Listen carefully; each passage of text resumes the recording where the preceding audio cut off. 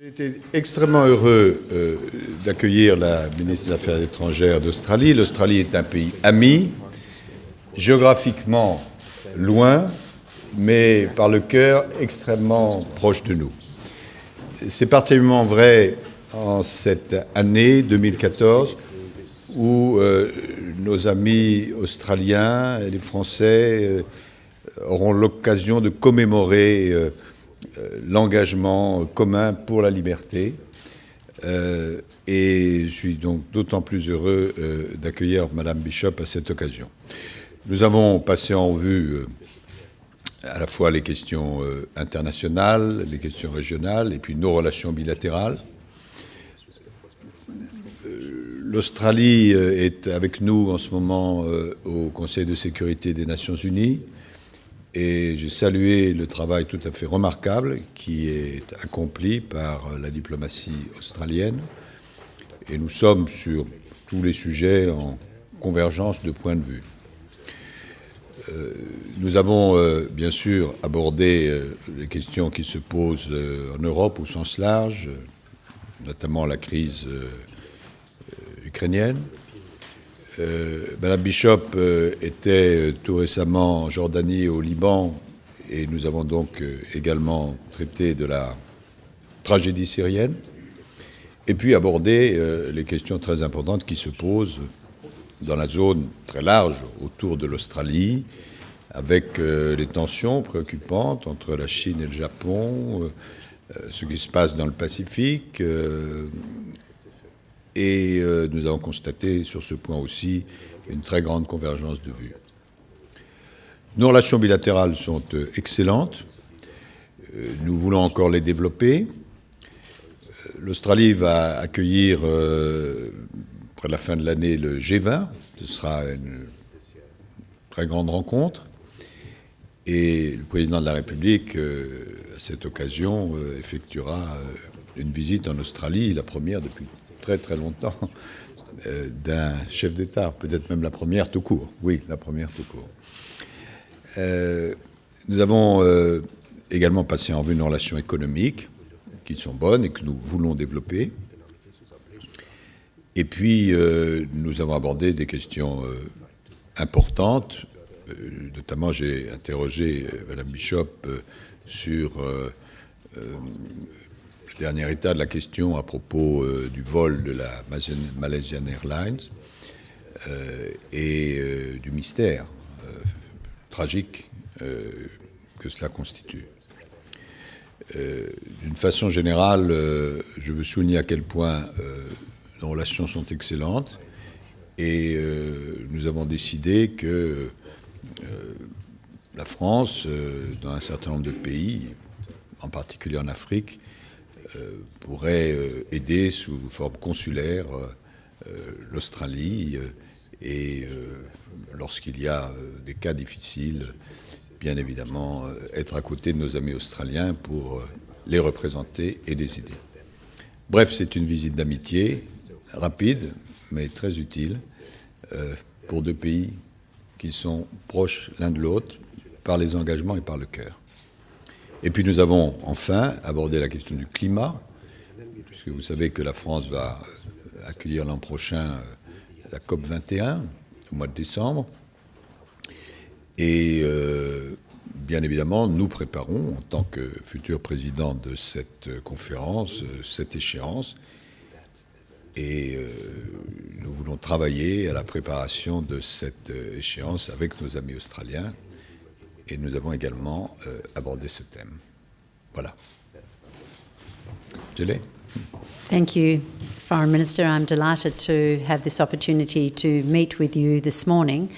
The purpose of my visit has not only been to hopefully enhance and deepen our already warm and long-standing relationship, but also to visit Villers-Bretonneux on Anzac Day, the 25th of April, to pay our respects to those who died for the cause of freedom during World War I. And we note that this year will be the 100th anniversary of the commencement of the First World War, and that there will be many Australians who will no doubt be visiting France over this year and next year, which will be the commemorative year for the landing at Gallipoli, which gave rise to the Anzac narrative in Australian political and social history. As the Foreign Minister said, Australia is acting on the Security Council at present as a non-temporary member, and in that role we have worked closely with France and other like-minded countries to address a number of significant international issues, including Syria. Australia has co-authored a resolution in relation to the humanitarian crisis that is continuing to evolve as a result of the conflict in Syria. As the Foreign Minister said, I have recently been in both Lebanon and Jordan, two countries in the region that are really bearing the burden of the outflow of refugees and people who are seeking to leave Syria as a result of the conflict. And they have called upon the international community to do more to recognise the role that they are playing in seeking to absorb millions of refugees who are leaving Syria at this time. Australia yesterday announced a further $20 million on top of the $110 million that we've already provided in humanitarian assistance, $20 million for the United Nations No Lost Generation initiative, which is to focus on the educational needs of the children of the Syrian refugees, about 70% of whom are not attending school at this time. We also discussed the situation in Ukraine, of course, another issue that has occupied the thinking and activities of the UN Security Council, and we are very like-minded in our views on what's happened in Crimea and Ukraine, and join with our friends in France in condemning the activities that have taken place, but we certainly look forward to some kind of dialogue and de-escalation of the activities in Ukraine. As the Foreign Minister rightly pointed out, Australia is hosting the G20 this November in Brisbane. The focus of the G20 will be on global economic growth, job opportunities, trade liberalisation, productivity enhancing infrastructure that is so desperately needed across the globe, and other issues that will arise in the context of that agenda. Australia very much looks forward to hosting the French President during the G20, and we look forward to that opportunity as a way to enhance, deepen, broaden this already strong relationship. Australia and France have a very good trade and investment relationship, but we believe there is potential to do more, and the visit of the French President will be another opportunity to explore ways that we can enhance our trading and investment relationships. We are so alike in so many ways. We have a common worldview on most issues, and the cooperation with France is fundamental to Australian foreign policy. For example, we have agreed to pool our respective resources in our respective geographic spheres of influence. And so Australia is looking forward to working with France in Francophone Africa, where you have significant capability, and hopefully we'll be able to share our resources in the Pacific, particularly on consular crisis responses. Australian mining and resource companies, for example, are working in Francophone Africa nations, yet we don't have the consular coverage that France does. So in this way, in the South Pacific, where we have the coverage, and whilst France has political and commercial interests, Australia can support French companies, French individuals who are in that region, should there be a need for a crisis response. So in this way, our two countries that have so much in common yet are so far apart can complement each other's activities in our spheres of influence. We also discussed matters in our region, in the Asia Pacific, China, Japan, South Korea. We discussed the Indonesian elections. Of course, there'll be a new president in Indonesia. Indonesia is the largest Muslim democracy in the world. It's a country of great importance not only to Australia and the region, but globally. And we also discussed other opportunities for us to cooperate on the world stage, regionally and bilaterally. So, Foreign Minister, thank you again for your gracious hospitality, and you are always welcome in Australia. I hope that you will be able to join your President in being in Australia for the G20 in Brisbane, so that we can further this already warm and strong relationship. Thank you very much. Est-ce qu'il y a une ou deux questions?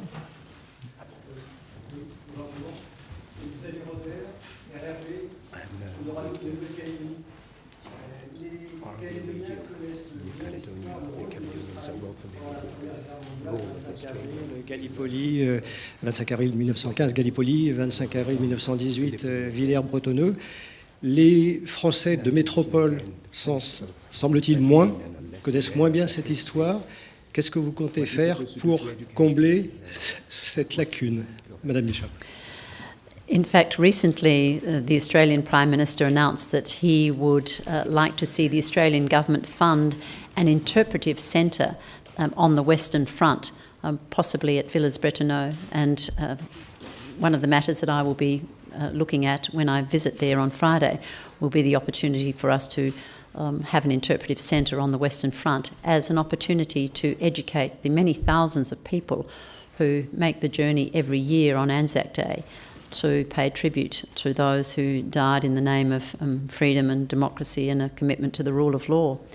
And so I think in that way Australia will be able to bring our history to France. But of course in Australia we have a very fine war memorial in Canberra that sets out the history of Australia's involvement in World War I in significant detail.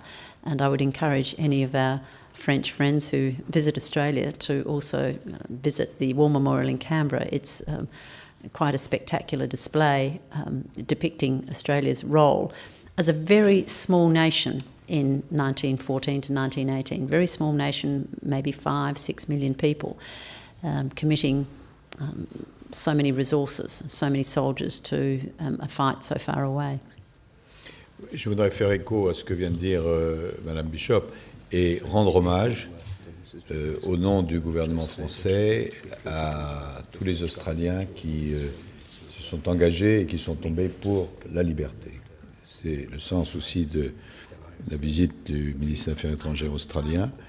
Il y aura beaucoup d'Australiens qui vont venir en France cette année, l'année prochaine. Nous les accueillerons avec beaucoup de plaisir et de reconnaissance pour ce qui a été fait il y a maintenant 100 ans au nom de la liberté, qu'ils sachent qu'ils sont ici chez eux. Bonjour Monsieur le Ministre. Vous avez fait état d'indications d'utilisation de gaz chimiques au chlorine en Syrie. Si ça devait être avéré, quelles seraient les conséquences sur la Syrie?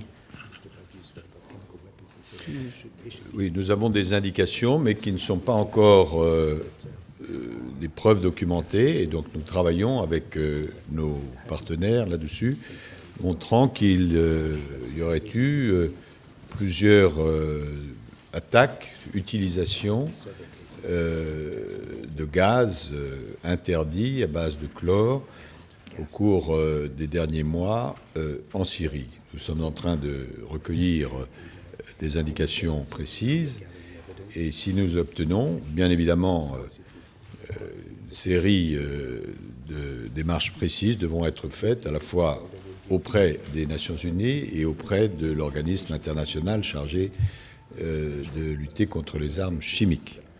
Une telle utilisation serait évidemment criminelle et contraire à tous les engagements internationaux des pays concernés. Merci beaucoup. Thank you very much. Thank you, dear. Good to see you. Thank you.